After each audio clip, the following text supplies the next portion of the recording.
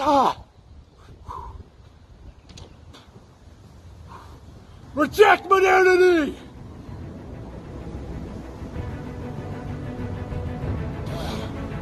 Embrace tradition!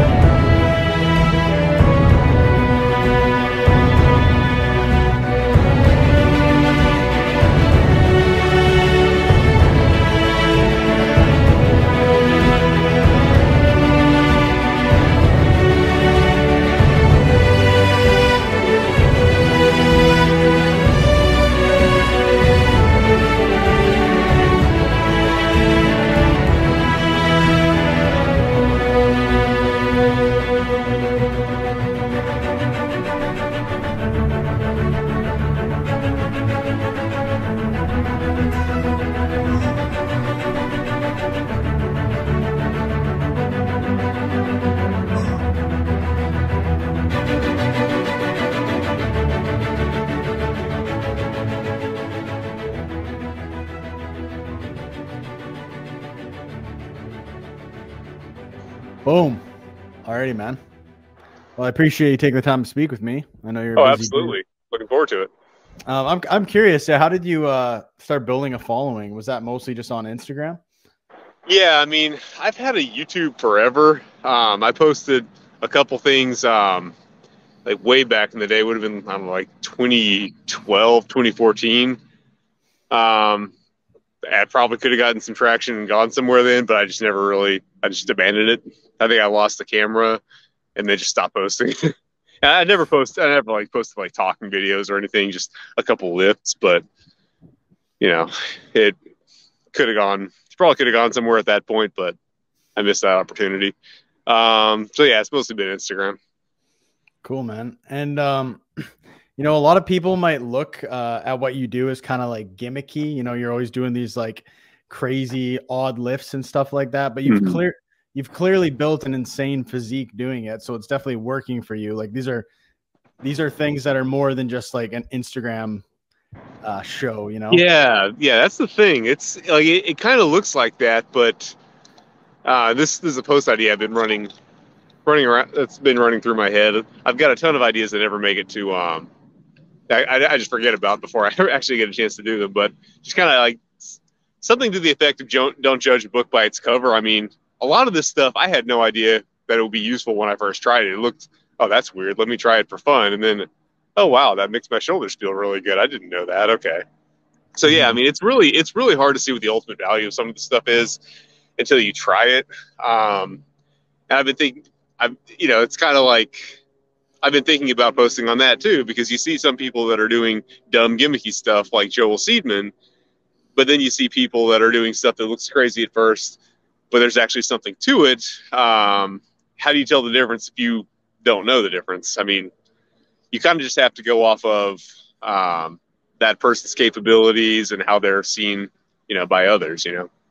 Joel Seedman is kind of universally seen as a clown, so I mean, no one does his stuff. Even the people that sent for him, they don't actually do his stuff. They just like leave positive comments. But then some of this other stuff, you look at something like a Kelly snatch, which is the one where you do a snatch behind the back. Yeah. That looks absolutely crazy. But then you see smart folks like Grayson Strange doing, what did he do? I think he did recently like 175 on that movement, which is absolutely insane. And I mean, before I got a hold of it, I don't think anybody had done more than like 115 on it that we know of. It was popular back in the day. You've got a picture of John Grimek doing it, and these guys, it didn't look like they were going too heavy. I think they were just doing it for shoulder health because they had so much. They were doing so much movement to the front of the body. You have to have something to balance it out. But yeah, insane numbers. But anyway, if you have somebody like Grayson who's knows what's going on, finding value in it. Okay, maybe Yeah. there's something to it. Yeah. Maybe I should try it, see if there's anything to it. And in a lot of cases, there is. I mean, with a lot of some of the stuff is just for fun, obviously. Like a lot of the one-off stuff I just do for fun. Although even there, you might find some value in something that's what you thought it was going to be, and then, oh wait, this actually feels good. But I mean, yeah, it's been working. And what I've been trying to show a lot more recently is like, okay, like this may look strange, but I can show you the muscle I built with this. So, what are you going to do? I mean, I've started as a fairly advanced lifter, but with still some glaring holes, and put on, 10 pounds in 2 years of like lean mass, like same body fat percentage and everything. So, I mean, it's doing something, Mm-hmm. What would you say, just to kind of like separate the or what would you say like are the meat and potatoes of your training? Like some of the more gimmicky, like not gimmicky necessarily, but maybe just some of the fancier, more fun lifts for you? Is that like maybe like the one-arm deadlift and stuff like that, or Okay, what? that's hard to answer because it changes so often. I mean, because my whole thing is I'll have lifts in rotation for a while and try to get really good at them, but when they stop working, I put them on the back burner or just stop doing them altogether.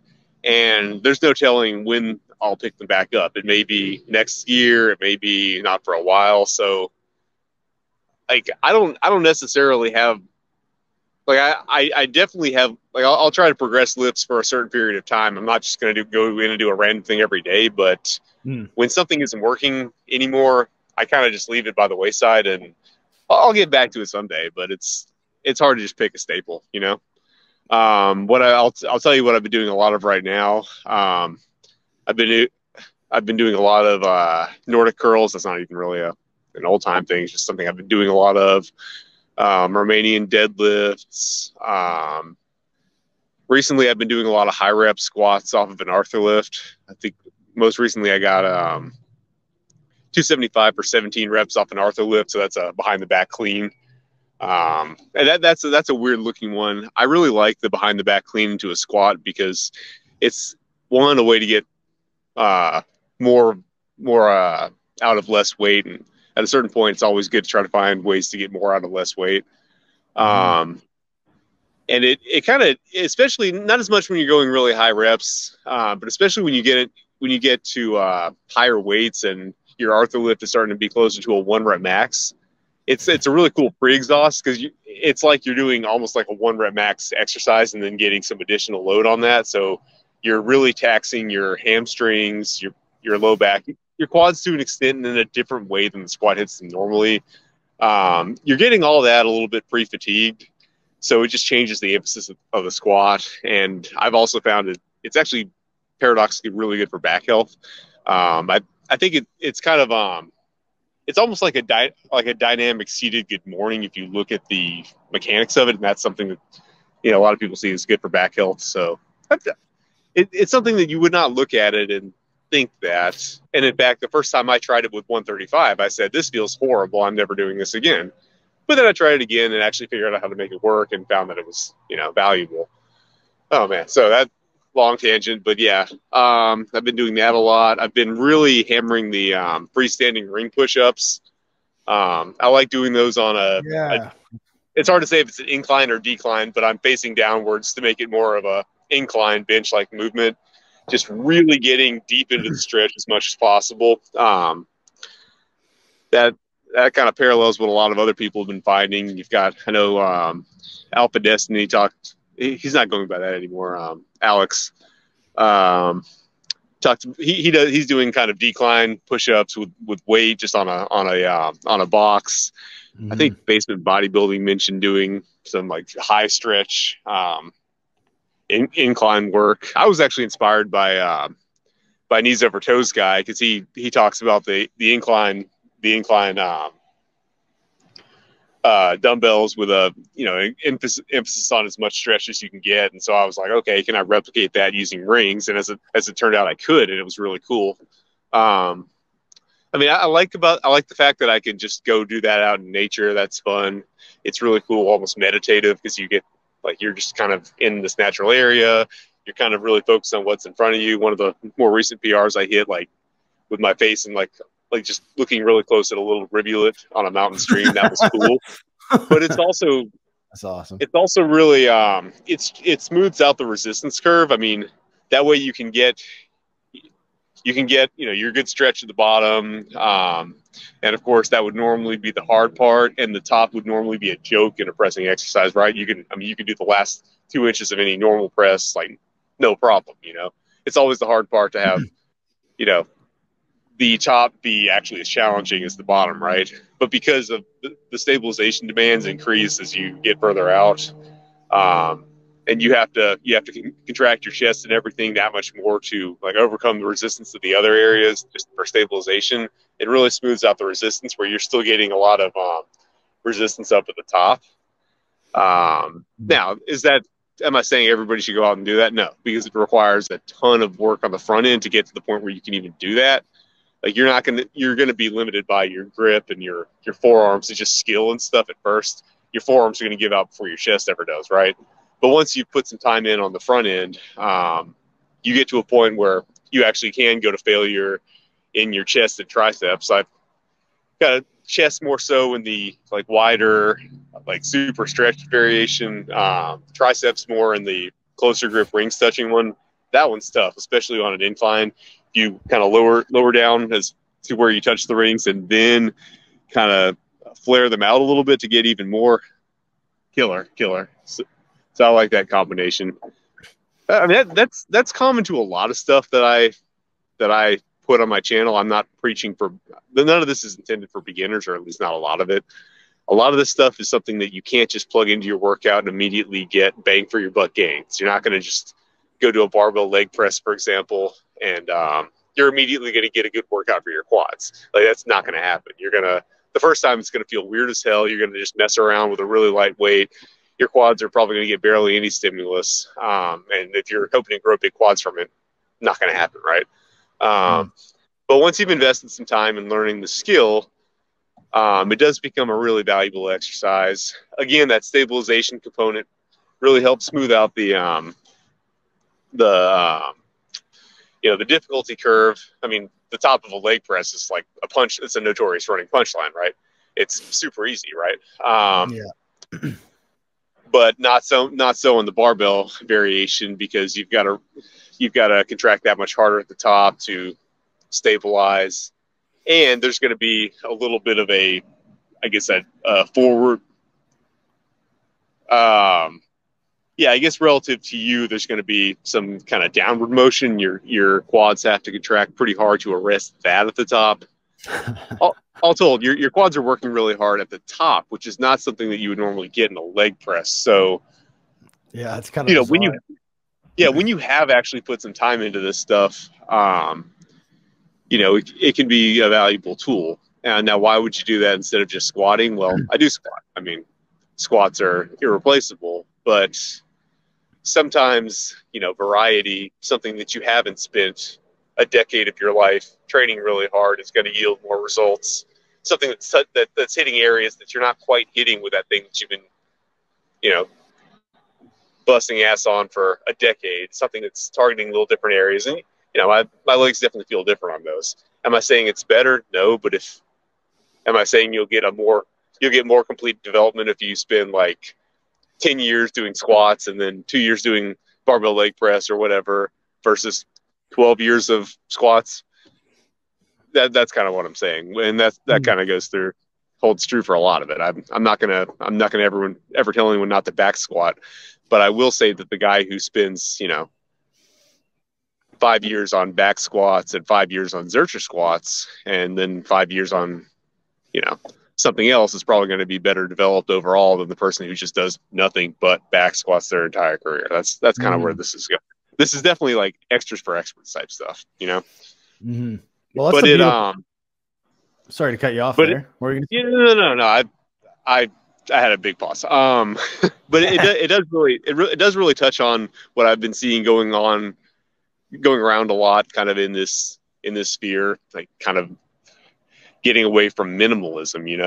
A lot of people are coming at it from a little bit of a different perspective, more like hypertrophy focused, whereas I'm coming at it from more of a from both hypertrophy and a strength perspective. But either way, I'm not one to bash on the conventional lifts as much and say they're useless. They're not going to make you grow. They're not good for hypertrophy. But I hate saying that word. Fuck that word. I'm not going to say it anymore. I'm going to say size. No, like it's hard. I always pronounce it like it's not wrong. It's just I always say it weird. You know, you know what I mean. But Yeah, like no, they totally work. I mean, bench press will. If you don't think bench press is going to build your chest, I mean, I don't know. Yeah, it is. I mean, squats will build your legs. Bench press is going to build your chest. But my thing is just you're only going to get so much out of any movement, no matter how good it is. So once you've like gone down that rabbit hole and you've got most or all the gains you're going to get out of it, time to do something else. I mean, what are you going to do? Bench press for 20 years and think you're just going to keep growing off the same thing you've been doing for the past 20 years? No, just do something else. That's kind of where I'm at with it. And I think if you if you have that mentality where you're willing to just kind of put some of these lifts that you're too attached to on the back burner, you'll find there's actually not any conflict between strength and size. You don't have to just completely avoid strength, or rather, I mean, you don't really have to even see them as separate things. If you start getting strong at different stuff that isn't just the big three and 1 rep max range, you'll find that you continue growing even if strength is your goal. If you're using different rep ranges, different exercises, I mean, all the bodybuilding stuff is strength too. I mean, does it not take strength to do a curl? I mean, that's muscle strength, right? Yeah, and I mean 100%. you'll have GVS out here talking about how weak he is because he can't bench press. Not that I don't believe that he tries. I don't believe he's given it a good faith effort. I think if you loaded up 315 on the bar and told him like you'll get $1 million if you bench this, he would bench it immediately. Okay, so let's not let's dispense with that. Okay, I think it's like a hipster flex with these guys. Look how low my bench is because I'm an intellectual and I don't train strength. They're all lying. They can all bench press 315. Okay, but then you look at this guy and you see him doing incline curls and he's like, oh yeah, I'm such a weak little bodybuilder. Right? And then you see him like doing incline curls with the 60s and it's like, who is this guy? And wow, his arms are really big and he's like doing incline curls with literally twice what I would be doing for that for that rep range. So I don't know. I feel like, I know it's a bicep, but it's still muscle. It's still strength. You're still moving weight from point A to point B, So I don't think the goals are quite that separate after all. Sorry, where were you going to go with after that? Well, no, it's a lot of what you said. It's like this, like we're so emotionally attached to certain movements, like lifting in general. It's like maybe strength and size and hypertrophy training wouldn't be at odds if it wasn't for the fact that we only ever value strength in specific movements. Like if I go up to you and tell you my dumbbell bench PR, right? You might appreciate that. Yeah, but it won't count to most people. So yeah, but what do you barbell bench, bro? You know what I'm saying? It's not in the power. It's not an official powerlifting meet. It's not on the platform. Gym lifts don't count, bro. Yeah. So go find a dumbbell bench press competition if you want it to count, because everyone is training for their powerlifting competition results. That's all that counts. Why would you lift big in the gym? That doesn't count. That's just an ego lift, Yeah, and then it goes. But it's not for your ego in competition, right? That's smart. That's intelligent. Going, it's a dumb mentality, but yeah, it sucked me in for so long, and that's why I kind of go hard on powerlifting sometimes, because I spend way too much time focusing on bench press, yes, but on the conventional deadlift a lot. Like I wasted so many training sessions just trying to hit a heavy single on that, and just grinding my wheels, trying to get to the peak, then get back to the peak. And I could have been doing so many other useful things. And when I finally just broke out of that, like, conventional deadlift is the only thing that matters mentality, I found all these super cool lifts that I'm honestly happier to get PRs in anyway, Like, so what was I going to do? Like, up my conventional deadlift from like 600 to what, 605, 620? Wow. I mean, hold the phone. That's great, Wow. And, since I just kind of put it on the back burner, I've, you know, hit a 500 one-hand deadlift, hell, a 225 one-hand power clean, all kinds of crazy zerchers, stuff nobody's ever heard of before, all this fun stuff. And these are all much cooler to me now anyway. I mean, you know, it's fun if you just do random stuff and, you know, develop new abilities. I mean, I'm more mobile. It's just fun. I definitely broke, like, to me, the best way to break out of that attachment to any one lift is just to realize there are so many other cool lifts, you know, and I'll still keep getting attached to lifts.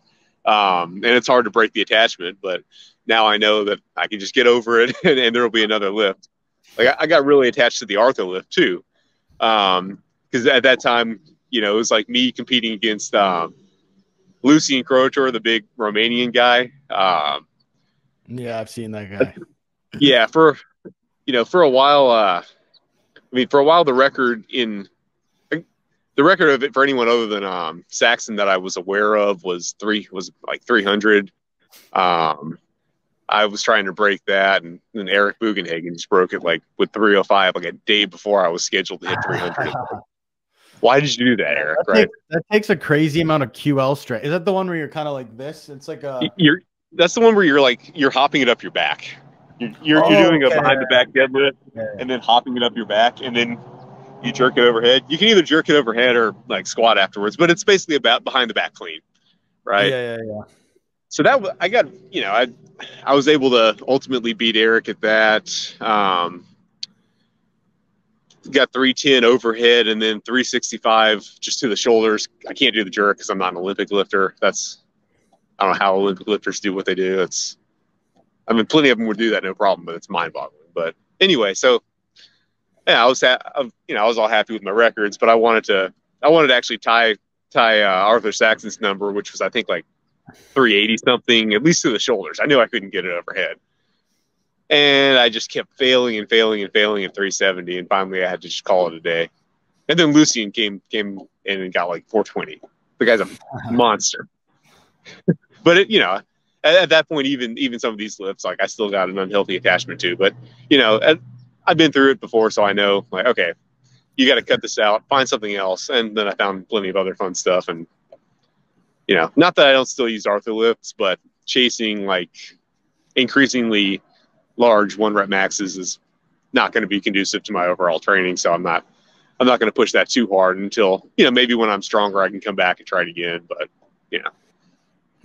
What's beautiful about not being a power lifter is you have variety. You know what I'm saying? Like you don't have to be attached to anything. Cause it's not like, you read about some of these like silver era dudes and like, they were doing so many different things. And they were strong and they did movements that, one point in particular I wanted to make is like, you looked at the conventional lifts and you kind of emotionally detached yourself from those, but then you chose like other lifts that were still just as hard, but different. What some people do is they detach themselves from the conventional lifts and they say, well, actually this easier, like biomechanic machine thing is the real optimal move. But you actually just went into something that's just as fucking hard, but just different, right? Yeah. Well, I mean, you can see what results they get. I mean, like, they're either, biomechanics guys come in 2 flavors, skinny and steroids, I mean, at least I haven't seen too many people that don't fit into one of those 2 stereotypes. I mean, there are plenty of people that are on that, look fine, but they're on gear. So like anything works. And then there are a lot of people that talk about it, but it's like, okay, where's the results, Yeah, 100%. Like for me, I'm doing squats, I'm doing good mornings, RDLs, but I'm not like even like SSB squats have been working for me really. Yeah. I like those a lot. Like I can get super low with them. I stay super upright so I can put everything into my quads. It's like that's not it's not like a barbell back squat, but it's still a really hard compound. So it doesn't count. Yeah, whatever. Yeah, I don't give a shit. Yeah, I'm actually a big fan of that. That's one of the things I miss from the gym. I mean, I used to use that almost exclusively back when I went to a gym. Partially because my shoulder sucked, but also because I could just grind out reps. Oh yeah. It was weird. Like my max was lower. I don't think I could have done more than like I think I might have gone up to 450 one time, but that felt so hard. I never went past. I don't think I could have gone past because it's just at heavy weights, it just kind of crushes you down a lot. But then I could rep like crazy on it because I guess it's a better rest position. It's super like you're not expending any energy up top. So I could do like, I think 450 was probably a hard max for me, but I got 405 for 11. So I had just I have like an insane like ability to rep out relative to my maxes. I mean, my all-time lifetime absolute peaked out back squat max is 500. I suck at squats. That's, I think, relative to a lot of other stuff, just because my leverages are pretty bad for it, long legs and whatnot. But yeah, so I mean, SSB I couldn't come close to that, but I could rep out like nobody's business because I think it's just kind of restful at the top. You can really just milk breathing squats. Yeah, I can actually I don't even have to hold I do hold the bar, but if I let go of the bar and do like a zombie squat, I can just have it laying on my back and it balances, which is it's weird. It's really cool though. I really like that movement. And then like hip hinges, I don't really bother with conventional deads anymore. Maybe that's something I should add back in, but right now I'm just doing RDLs and good mornings. And I feel like if I get strong as fuck on both those movements, I'll clearly build some low back. I'll build some glutes, hamstrings. That's I agree. I've been doing the RDLs a lot too, just trying to really focus on that stretch.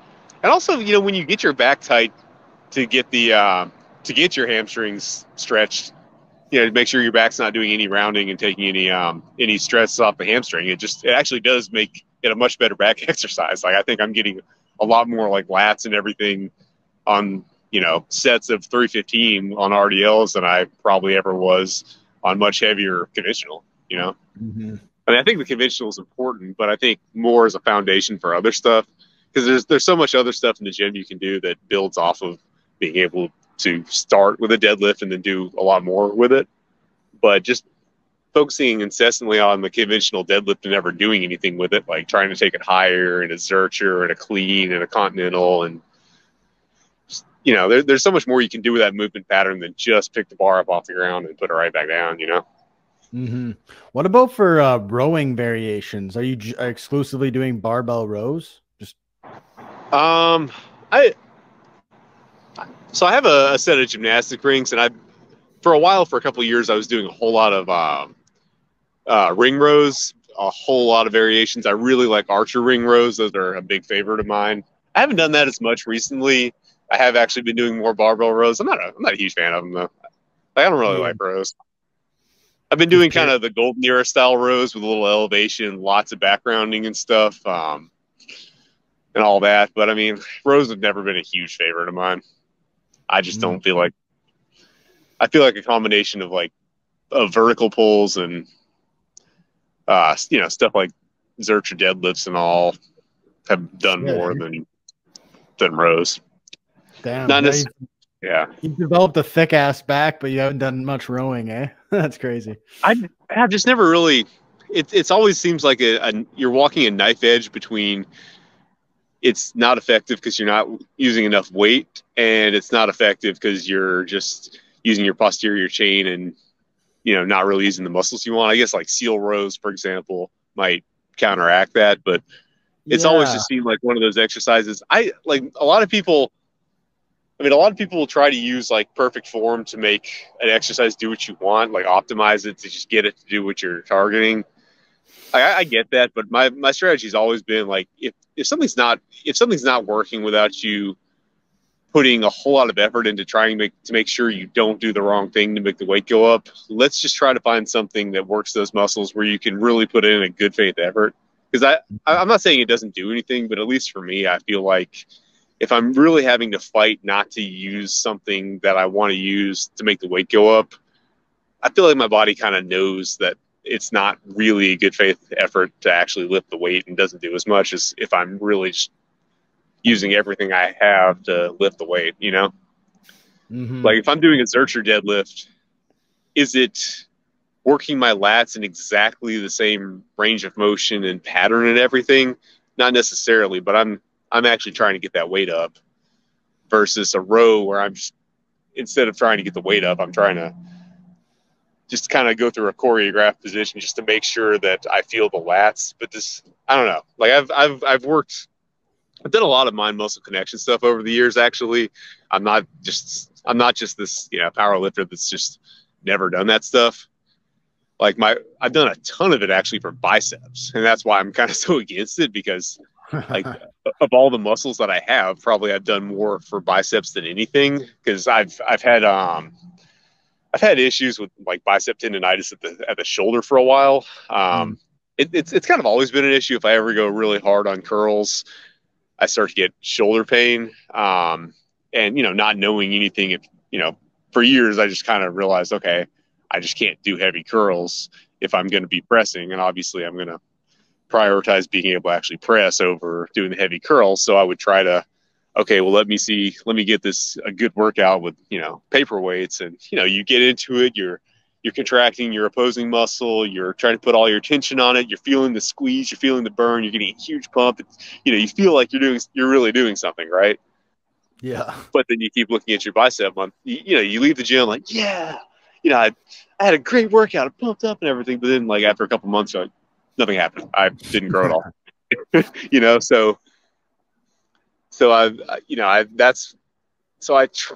I'm not saying never use that stuff, but I always try to, if I can, just find a way to get the muscle to actually work in something that's more of a good faith effort to lift the weight.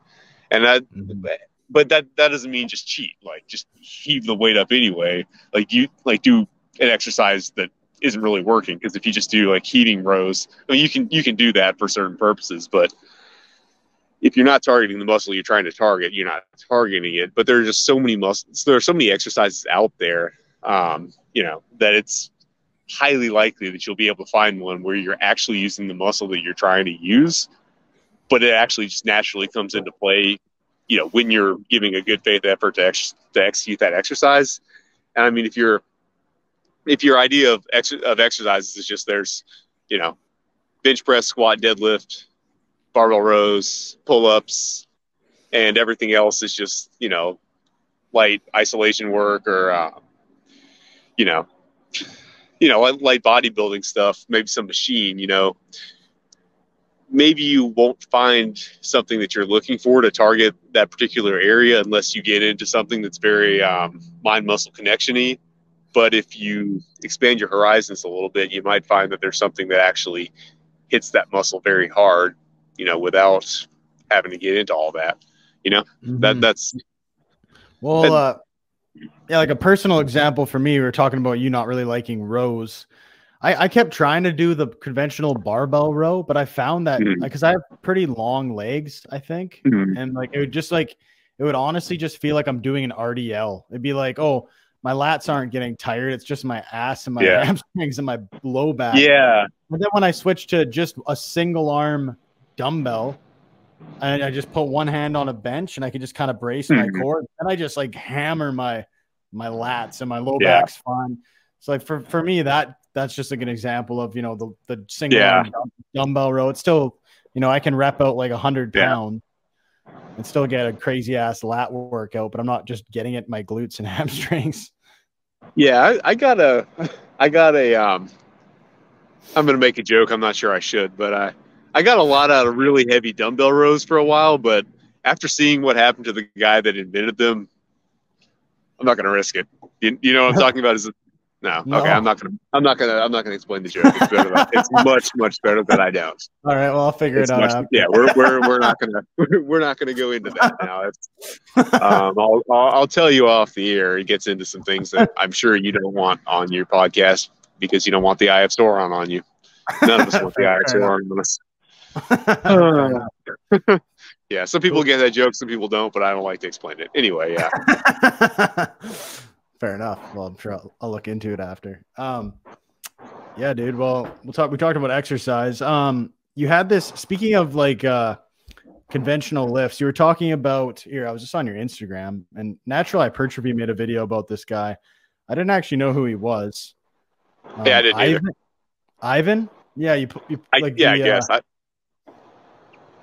Yeah, I wanted to get into that a little bit. I wanted to get into that because you were talking about, like you focusing on 1 rep maxes, like you had a 600-pound deadlift.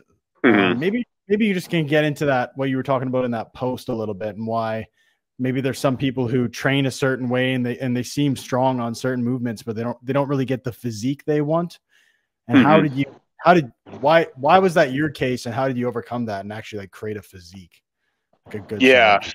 I mean, it's pretty simple. I mean, I just for just too many years, I just focused on, you know, 1 rep maxes of the conventionalist. I'm not saying I never did any other rep ranges. You know, I did. I actually, even then, I mean, I probably had a better physique than Ivan, because I did like different rep ranges. I would do, you know, high rep deadlifts, high rep squats, not as high bench press, because I mean, who does 20 rep bench press? That you just kind of gas out at a certain point. But yeah, I mean, I was just focusing way too much on certain lifts, and they got me. I made progress. I made, you know, they did what you would expect those lifts to do. I grew in the areas that you would expect those lifts to develop. But you know, a big Ivan's focus was on the back, and specifically saying that, you know, having a good back is a question of good lighting, which I thought was silly, because I mean, that applies to anything. You can look better in good lighting, but you still look better in worse lighting if you're better. And my back specifically has been the biggest area of change since I started training differently. And I mean, essentially, just the conventional deadlift is not a standalone back developer. And not even the conventional deadlift plus pull-ups. And if you haven't found a row variation that works well for you, not even conventional deadlift plus pull-ups plus whatever rows you're trying to do, right? The back is an incredibly complex area. It's one of the, you know, one of the more complex muscle groups we have when you compare it to, say, legs, you know, arms, chest. I mean, if you can't figure out how to train your pecs and get bigger pecs, you're probably not going to do well in the thing. I mean, like they're right there. You're looking at them in the mirror, and what they do is not complicated. I mean, Yeah. if you can't grow big pecs, it's just a matter of effort. I mean, you're not even trying. It's simple. You can tell what it does, right? But the back, I mean, you're not looking at it directly. You don't even know what all the muscles are called. There's a whole lot of them. They do weird stuff. They all kind of work together, kind of, but not entirely. There's a lot to it, man. So, I mean, it follows that your training for that huge, complicated muscle group is also going to have to be fairly complex. And, you know, one exercise or even a couple exercises is not going to cut it. Like, what I wish I could tell you the secret, like the secret to building, you know, a much better overall developed back, you know, a bigger back over the last 2 years. But unfortunately, there is no secret. I've been doing a ton of different exercises, and I can point to a lot of them that I think helped. I didn't do an experiment where I just did one for a year while bulking and saw what exactly I got. But everything from like archer pull-ups. So you're doing I was doing them on rings, doing a pull-up where you're pulling up to one side and then the other. Oh, yeah. I think the Kelly snatch that I talked about, a snatch behind the back, because especially your teres majors are pulling you into lockout behind the back. That's a function that they have that is not normally trained. I'm not saying those are the secret. Obviously, Zerchers. I think Zerchers kind of mimic what our back would naturally do in most cases when we're trying to lift a heavy object. You're not going to just bend over and throw something up with your lats. What you're going to be doing with your lats and all that is going to be sucking it into you so that your legs can do the lifting. Now deadlifts probably do that to a certain very limited extent, but it's like it's so much more pronounced when you get into a Zercher type movement, especially when it's something like the Zercher deadlift, where it's kind of a static contraction, which everybody says is bad for muscle building, but it isn't really, because if your torso was stationary, you'd be going from basically this position to this position at the end. So I have a funny. You're not rowing it up with your lats, but it's kind of a static position with some, there's movement involved. But anyway, I have a funny example. I have a funny example of like Zercher, like rounded back movements. When we first talked, like the first time we did a podcast, you talked about how you like snapped your shit up on a leg press, correct? Yeah. So we talk about all this, like a lot. There's still people out there who will say like, oh, rounding your back with load, super bad. Don't do that. You're headed one-way ticket to Snap City. Yeah. Well, I had a really fucked up back for a while. And that was when that's when I was babying the shit out of it. I was like, oh, I gotta maintain that neutral spine and keep my core, this and that. And it was funny, man. Like I worked a job where I pretty much just walked around all fucking day. And then when I trained these very like no dynamic movement of the spine. And then COVID hit and I lost my job. And then me and my brother started a moving company. And it was like we were carrying like heavy shit. Like we've carried like 350-pound hospital beds, fucking the most outrageous shit you can think of. And we would pick things up, man, just fucking turtle shell, like rounded back, just fucking, oh, yeah. And we would make jokes about it. You know, people are always like, lift with your back, bro, or lift with your legs, bro. We'd be like, lift with your back. Don't bend those knees at all. Yeah. That shit feels a lot heavier at work, doesn't it? But it was like that like healed my back. My back feels fucking awesome now. And when I'm in the gym and shit, I'm not worried about like subtle dynamic movements. And you know, I do it's kind of funny, like so many times I've lifted shit with a rounded back at work, and now my back feels like super thick. And I've noticed like just my low back in particular, it feels like steel cables running along my spine. Nice. You know what I'm saying? Like you just get like that, those erector muscles just really develop, and they don't really show necessarily. Maybe if you get to like a lower body fat percentage, but like, dude, like the difference of just like not babying my back and not worrying about spinal flexion. And then you see someone like Grayson do these insane rounded back, like fucking, I'm like, dude, you know, and it's the kind of shit that people would see on like a gym fail video. Yeah. Like, Except it's not real. No, it's not a fail. This guy's fucking killing it. Yeah. So the spinal flexion thing is really funny to me because it's like, dude, that's like what healed my back. Yeah. It's funny, man. If you read multiple books I've read by old timers, like they talked about working an active job as being something that was so much more beneficial for someone who wanted to be a weightlifter, and they acted like somebody who worked like a sedentary job. It was almost like that was the person that you had to like really take extra care of, and like almost like they're crippled or an invalid. Like that was the person that was going to have a hard time with it, you know? So yeah, that's interesting because like a lot of people might look to that and be as like, oh, well, your job, if you're extremely physical, is going to like, it's going to interfere recovery. Yeah. God, people so over prioritize recovery. Like, I don't know what it is. People just like gas up recovery to the 10th degree. And it's, I don't even know where that comes from. Mike Mincer, I don't know, snorting Coke or something. Go into that a little bit. Cause you talk about, you know, you have kids, so you don't get a lot of sleep and stuff like that. I mean, I don't get a lot of, like, I don't really, I mean, I think people blame recovery for a lot of things that are not recovery. I mean, short of extreme situations, I think if you're not getting the desired results, probably the first thing to look to is your training. Maybe depending on if what you're trying to get to is something that would require a bulk, maybe, I mean, obviously if you're not losing fat, it's diet.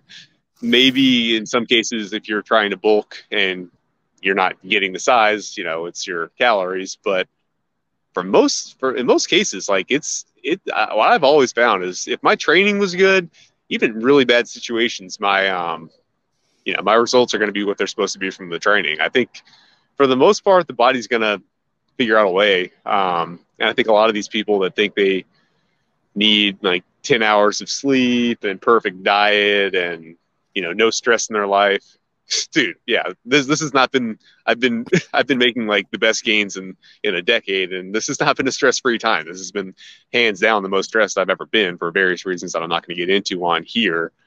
None of that matters. I mean, I completely ignore it. I don't even think, I mean, I'm not trying to be a tough guy. I have not seen any correlation. I haven't, like, some of my best training, some of my best results have been at times when I was extremely stressed.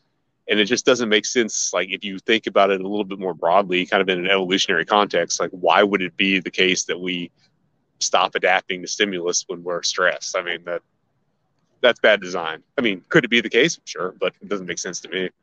No, it's Um, funny. No, it's funny about that. You talk about stress and like we're almost like we're like overly sensitive about like, oh, I need to get my recovery perfect. And then you yeah, find out like Steve Reeves served in the fucking military for 2 yeah, years. yeah, yeah. Like And I'm motherfucker not was trying to, yeah, motherfucker was in combat, bro, and he came yeah, back and like one dude. Oh, I bodybuilder mean, shot.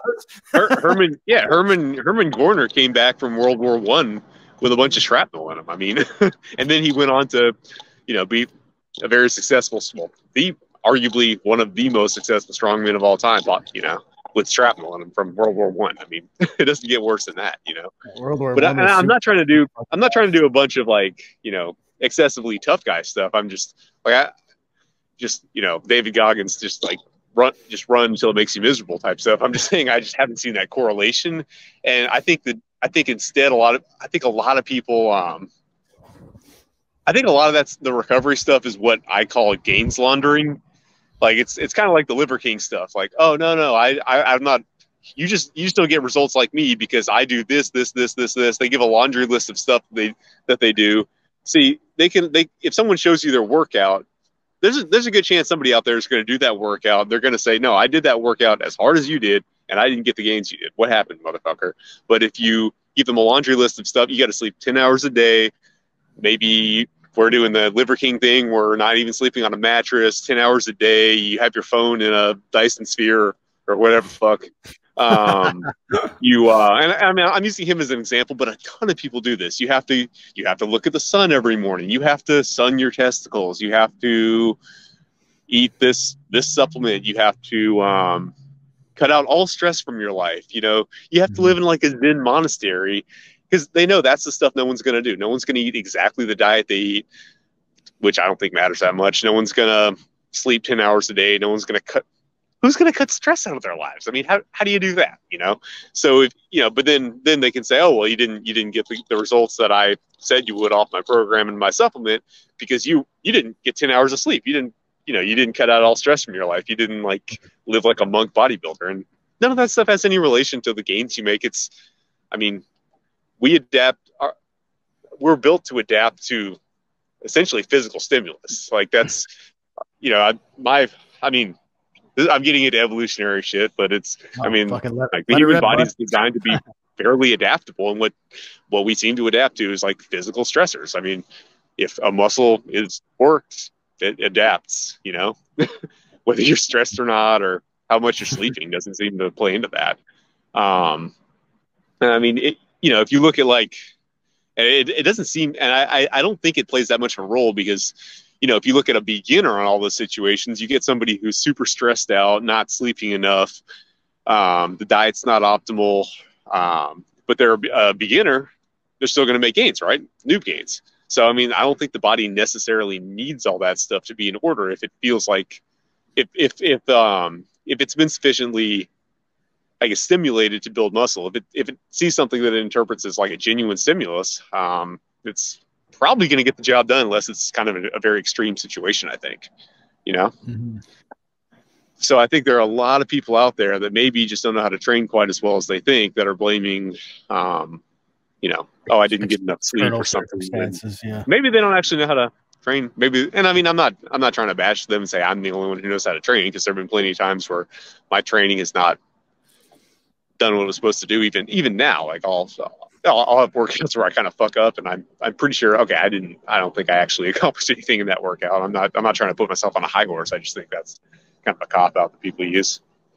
No, it's fair, man. One question I wanted to ask you is, let's say you're a guy who works out at a commercial gym, and you don't necessarily you don't necessarily want to implement the old time lifts like you implement. Like you don't want it to make up like 80% of your training, but let's say you want to implement them to a small degree to get like the maximum benefit. Like say you're just like kind of a bodybuilder, say you train like me, you've seen some of my footage. Like I do like basic bodybuilding stuff. But let's say I want to incorporate, Zercher deadlifts. Like how would I go about doing that if I didn't want to dive in all the way, but I just wanted to get some benefit off these old time lifts? Good question. Cause I want to, here's my thing. I'm not trying to promote like a training style where you have to train this way. This is the training style. This is like, I'm not trying to present a system. I'm trying to present basically a toolbox, and you can just pick anything that you need a la carte. Like I'm not trying to tell people how to do their whole thing. I don't make programs. You don't have to do any one thing that I'm showing. I'm just showing like a ton of tools that you can implement. So really anything that I would say the first step would be looking at what's not working in your current training. I always tell people, like, I never tell people to stop squatting, benching, or deadlifting, for example, if that's working. Like, if you're making good chest gains off bench press, why would you throw that away and start doing some old time lift? Just keep doing what's working, right? So the first step is just to figure out what you're doing that isn't working that you think could be improved on, and then try to find something that might target that area, and that's gonna. That's I think the most important thing. If, for example, it's something like Zerchers, Zercher squats out of a rack are a perfectly good option. You can get a lot of progress out of that. Another option with Zerchers, you can pick them up off the floor. If you don't want to maybe put them down roughly or something, you can always just set up by a power rack where you can place them back in the rack afterwards. That's an option. I got my start in Zercher squats in a power rack. I wasn't really messing with the off the floor version at first. Let's see what I'm trying to. Because some of these are things that kind of need to be. Yeah, specifically for me, like, I'll just ask for like my personal. Okay. What I want to implement is like more like that spinal flexion, like the spinal flexion movements, like the Zercher Jeffersons or whatever you call those, where you like hold it like this and you just like round your back, or the Zercher deadlifts. Like I as someone who has kind of had back problems in the past, like I'm very interested in like bulletproofing my spine as much as humanly possible. So that shouldn't be any issue at all, because here's the thing. You can get a lot of profit out of those, especially the Jefferson curls with very light weight. I like pushing the envelope. I'm probably pushing them farther than is actually reasonable or necessary. So I'm not saying everybody's got to be out there trying to do 375 on Jefferson curls. And in fact, I always say start light. I always tell everyone start with the empty bar, because when I started on Jefferson curls, I was getting good workouts with the empty bar. And, obviously I already had fairly good development in a lot of areas, but I was still hitting that area in a way that it hadn't really been targeted before. I was getting getting good workouts from just kind of high reps with the empty bar. And then with like 50, 60, 70 pounds, 90 pounds. So that's something that you shouldn't have any issue in any commercial gym with, because you can use very moderate weights. It's not something that I think I do train them to failure sometimes now. Just like I say, I push the envelope a lot, but that's something that should be zero conflict with, because you can get a lot of benefit without anything that would cause you to get kicked out of a gym, unless they just see you rounding your back and say, get out of here, but you shouldn't be having to slam weights, drop weights, or anything crazy. You can probably, if that is too aggressive, you can use, preloaded barbells and just stand on a box. I do the Jefferson curls in the Zercher hold, because otherwise I'd have to find something tall to stand on, but you can always just hold it in your hands if you want to have more of a normie friendly looking exercise. And either way, it's just good. You just have to have a box to stand on. I get you worried about ending up on some gym fail video, but I personally don't give a shit. I've just been like standing on a few plates so I can create a deficit, and then I kind of like widen my grip. I guess that's called like a snatch grip on the barbell, so that I can just go all the way down. Yeah. Stretch. That's just fine. A lot of this stuff. A lot of the stuff doesn't have to be taken super heavy. It doesn't have to be ego lifted. I like doing that, but you can get good results. A lot of the stuff, if you compare it to powerlifting, you can actually get a lot better results out of a lot less weight. And you don't really need to do anything that I think would be, unless the gym's just going to look at it and be like, I don't like the look of that, regardless of weight, regardless of whether you're dropping it. That just looks wrong to me. Then I think you should be fine with a lot of this stuff. And you don't need to go super heavy, and maybe it's not even a good idea, Cool, man. I guess another thing I wanted to ask you too is how the neck training is going. Oh God, yeah.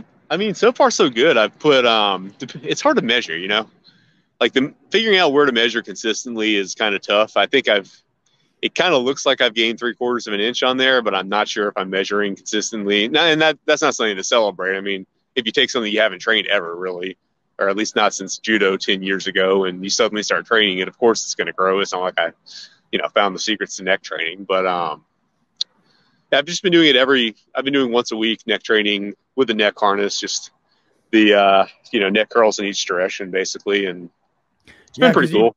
The neck curls, because I just got a harness in 2 days ago, and it's pretty solid. I have a chain, and I got like a 5-pound plate, 10-pound plate, and then a 25-pound plate, because I didn't know how heavy I was going to start light, really light. Because even, I mean, I like I say, I push the envelope a lot, and I've been probably pushing up weight too aggressively. I haven't hurt anything, but it kind of feels like, okay, there's a lot of strain going on, so probably not a good idea to push too much. But yeah, I mean, you kind of hinge at the hips, and then you do the extension. Yeah, my initial thought, just because I like Jefferson curls, was the neck is part of the spine, so let me use the whole spine. That was a little impractical, so I've been doing a little bit more isolated, but I still bring the spine into it some. It's still working the neck. I think you can do it either way, but. What about I'm not for the curling? Do you need to kind of like lean back almost? Because isn't like doing, or do you just stand there? As much as possible. I mean, there's the issue with I guess the changing line of gravity, but I try to get back as far as possible. It's just, and then then you have to worry about if you go to a certain point, does the chain like flip past your ears a little bit? And that's, I'm wondering if I should like stand in a doorway, hold the doorway, and then lean back, and then do it that way or something. for the I don't even know what you call them I've been holding on to railings to get a different angle, and that's been working really well. Cool, man. And then there's like I wonder, like, do you have to do you do every single plane? Like it's like the extension, flexion, and then this like lateral? I just do just kind of the four corners. What I've been doing recently, instead of just straight side work, I've been setting up the chains as if it's going to be for side work, but then I just twist my neck and do it down to the front. So I'm doing my side work to the front, and then you get a little bit of twisting action too. I do both. I think that's because I don't have any of the answers. I've been doing this like a month and a half, so I have no idea, but I mean, it's working well so far. It's cool to experiment with. It's just kind of low-hanging fruit that I hadn't been taking, but why not? Yeah, I thought I'd try it. I'm just going to do it at home, maybe like twice a week. I got the harness, got the weights. Yeah. See how it goes. Everybody wants a thick neck. Makes you look a little more masculine. Yeah. And especially because I've been doing podcasts. Like I see my head looks, I think it's the camera angle, but your head looks really big compared to your neck. And you're like, fuck, my neck is small. Let me get a bigger neck. Well, I do the side angle you can't see. Okay, that's something I'll have to learn. Or wait till it gets dark like I did now. Now no one can see. That's kind of funny. Though it's a good vibe. We kind of just went all the way to what time is it there? You're an hour ahead of me, or is it 7:30? Yeah, it's 5:22 right here. Cool, man. Well, we can wrap this thing up right away if you want to get going here. I'm not super pressed for time. Probably not too long from now, but whenever you're done, I'm not super pressed at this point. Cool, man. Well, I just wanted to go through a couple more things. We talked about neck training.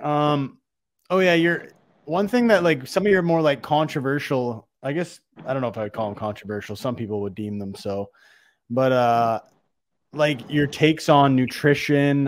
You had a video that you put out not too long ago where you were kind of criticizing Dr. Mike's take on the Liver King thing, saying it was kind of like straw manning. Yeah. So my take, and I'm gonna go ahead. I mean, as long as we're talking about the guy, I'm just gonna go ahead and do the "I told you so" thing. Like, who was right? Me. I've been very right on Liver King all along. My whole thing has just all along has been a lot of this guy's ideas are good. Eating red meat, eating organ meat, going outside. Trying to eat in a way that's consistent with what we probably evolved for. Modernity is in many ways extremely toxic, not necessarily just in the you know, in the stupid chemical way, we don't have to run away from our mattresses, but you know, it's not conducive to human health or happiness, probably in more like structural psychological ways. Yeah, anyway, I mean, reject modernity, embrace tradition, eat organ meat, you know, all that stuff. These are all good ideas, but he's going to make them look idiotic because he's running around looking like a caveman on steroids, blowing up mattresses with tanks. That's going to look ridiculous. And you know, the thing is, those ideas by themselves, when they're presented by somebody that's professional and nuanced, I always bring up Mark Sisson of Mark's Daily Apple, because he used the term primal before Liver King. And you know, I don't know if you've ever read him. I think that's kind of the blog I go to when I have any questions about should I eat this or not. Not because I think he's always right 100% about everything, but because I know I'm going to get the nuance. He's not just going to say, you know, this bad, you know, hit it to the side, or, you know, he's not going to chew out his chef for bringing it to him. He's going to tell you, like, you know, this is the good, this is the bad, this is what we know about nutrition, or, you know, about evolutionary nutrition. This is what our studies tell you.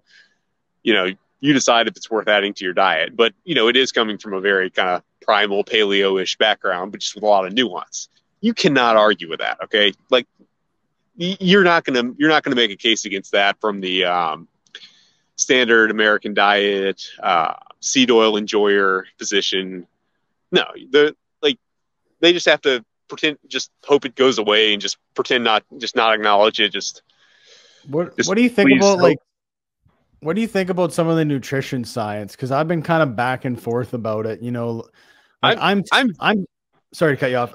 I'm still the guy who's not going to eat seed oils, but yeah, just like from an intuitive standpoint, I'm like, I can't accept that canola oil is better for me than like olive oil or coconut oil. Like, I just fucking can't. I mean, I don't even care what the science says. Yeah, you can't win that. I mean, yeah, I mean, we see the history, we see the track record. We can go back and look at how every one of those recommendations was instituted, see the corruption involved in that. And I mean, there are a lot of good videos on that, you know, they go into all that, you know, the history, you know, which organizations bought off who. Like, for example, the you know, American Heart Association getting pretty much founded by Procter and Gamble with a ton of seed money, to then go ahead and say that Crisco, an early trans fat product, crystallized cottonseed oil, was a healthy alternative to butter. That was what the American Heart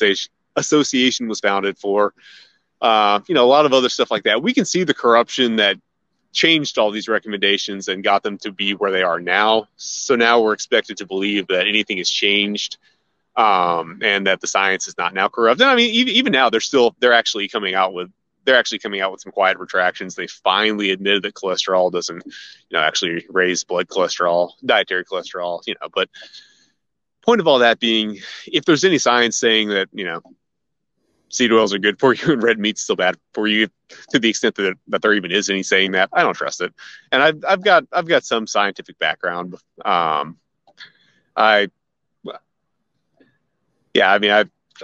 learned enough about research methods and statistics in grad school, participated on the back end of it enough to not have a whole lot of respect for it. That's fair. I don't know if I doubt I went into this on the last one. Did I go into this on the last one? I was involved in a master's program at the time that the replicability crisis in social psychology came out. And what ended up happening was one of the biggest psychologists in the area, a guy by the name of Daryl Bim, you know, big shot in all the textbooks, got a study published in one of the most prestigious journals in that field, claiming to show evidence of extrasensory perception, so like psychic powers and shit.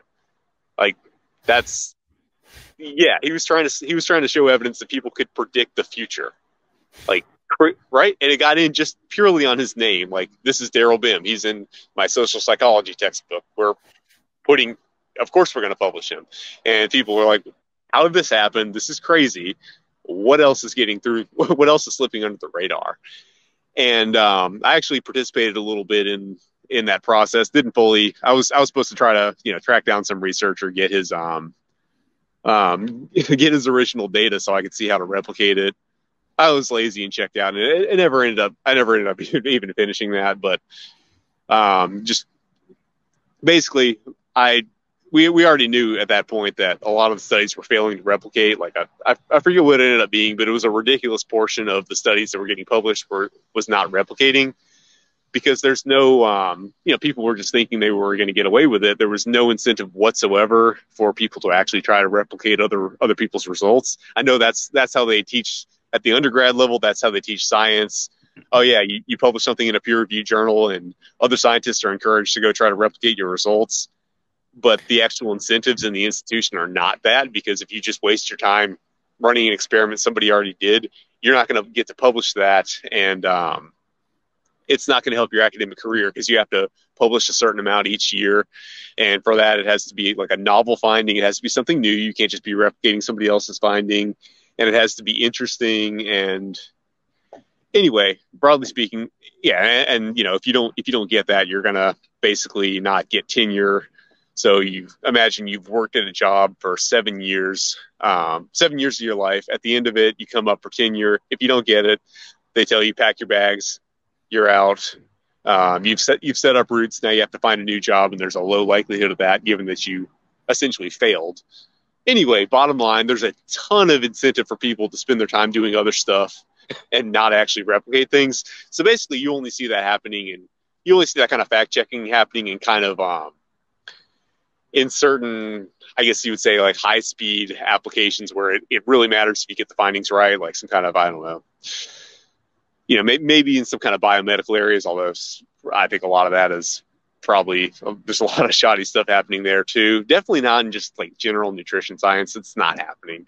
The incentives are just not there for people to try to actually robustly replicate other people's findings. And frankly, I think a lot of people try to slip stuff in under the radar because they're under so much pressure to publish or perish. It's a really brutal process that, you can totally understand why somebody might, fake some data, or just, massage something, or just publish something that isn't really there because they don't want to have to, pack up and move, sell the house, and try to find a new job in their field, So I don't trust. I think the bottom line is people should just like trust themselves as well. Like, yeah, like intuition and anecdote and experience. Yeah. Like if I see some guy and like, I think it's fair to judge someone based on like, if you see some guy and he's telling you how to live and he's like got beautiful skin and looks jacked as fuck and is clearly like a drug-free dude and like, is stronger than you and fucking doing all this shit. Like,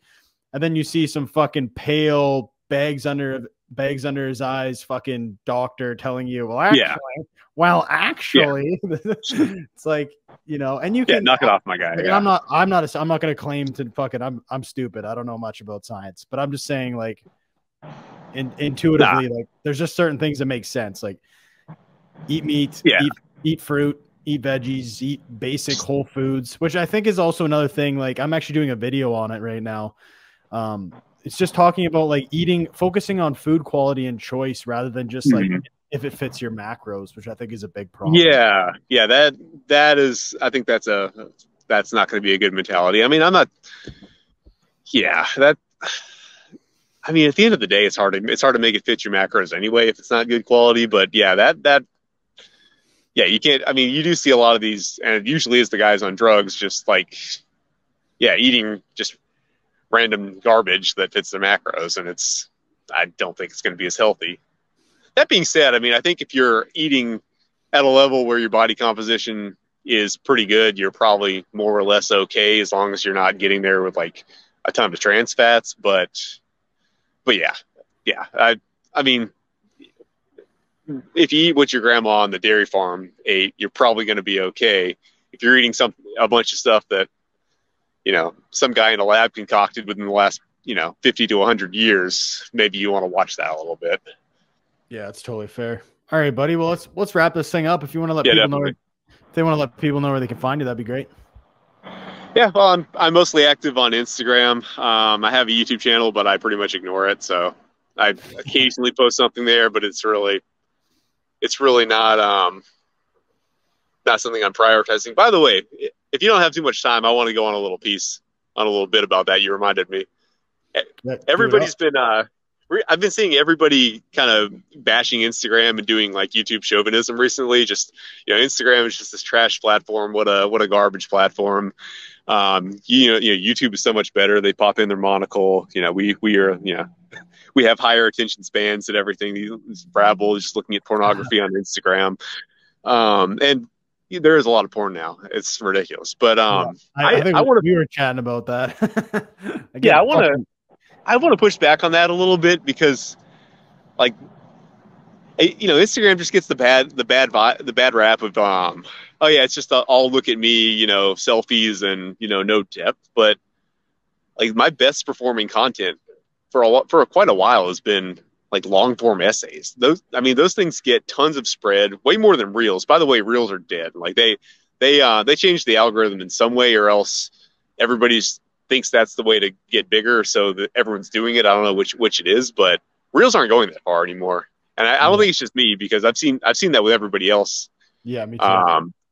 But long form essays, like 10 slides of text, and that stuff's getting hundreds of thousands of views and like more comments than some chick's ass picture would get. So it's like there's definitely potential for for actual good long form content on YouTube. And what I really like, on Instagram, and what I really like about it is it's more interactive. YouTube would inherently seem like a better place for like long form quality information, right? Because it's long form videos, right? But what I think a lot of times happens is you just have an audience that turns it on, kind of checks out, maybe for entertainment, but how actively are they engaged with it? How much are they thinking about it? Whereas Instagram's kind of implicit understanding that you're kind of a participant. Everybody's on some level a content creator, and there's just more ways to messaging and comments and whatnot. There's more ways to interact. It seems a lot more interactive and more of a it's a little bit more of a back and forth. It's not quite so much just there's the content creator on a platform and then there's all the plebs. Like everybody is on some level a little bit more of a content creator. So it kind of seems like there's more interaction. Like I see a lot more, like I'll see a lot more of, I show something and then a ton of other people will actually do it. And then I'll see something and someone else is doing, adopt that. You see a lot of really good quality back and forth and learning from one another. It just seems a little bit more like an interaction between peers and not as much the content creator on their platform, speaking unto the masses. And like I say, you can get people to actually read like significant quantities of text. Have you had Deadliest Lift on yet? Mark Rosenberg? No. Is that really tall dude? the really tall guy that deadlifts everything in the weirdest ways possible. Yeah. He's crazy, man. He's been putting out some really good essays like that too, just like 10 slides of text, and he's been getting a good response. So I think it may just be that everybody thinks that reels are the way to go. So if you actually make a post these days, it gets a really good response. But we've been getting some good responses with essays. So it's if somebody, and I mean for me, I'm a better writer than a video editor, so that's that's definitely a factor. Instagram definitely takes more, or YouTube takes more work. Actually making it something that's entertaining, but that's kind of the issue. You do have to entertain people. You have to make all the jump cuts and everything. Not everyone does that. I mean, you see Natural Hypertrophy. He does the content for the audience thing. He'll get up and freaking get a drink of water in the middle of his videos and people still watch it. But I mean, for the most part, you have to make it kind of entertaining and stuff or people won't watch it. So I just wanted to push back on that because all the I'm here on Instagram with all the plebeians. I'm going to go back to YouTube now. Okay. All right, enough, guys. Okay, that was my rant. No, that's fair. That's a fair point. I've been on and off about the Instagram thing, but I think there's a way of doing. Yeah, there are issues with it. Don't get me wrong. I don't know why there's so much porn on there now. It's like everyone's saying that, and it's fucking true. It's like it's crazy, and there are definitely issues with it, but at least it's not TikTok. Cool, man. Well, I'll link your Instagram in the show notes and all that, and let's talk after the show. Right, yeah, definitely. I'll end the recording and then we'll chat a little bit. Okay, cool. All right, thanks for coming on, man. Yeah, absolutely. It was a pleasure.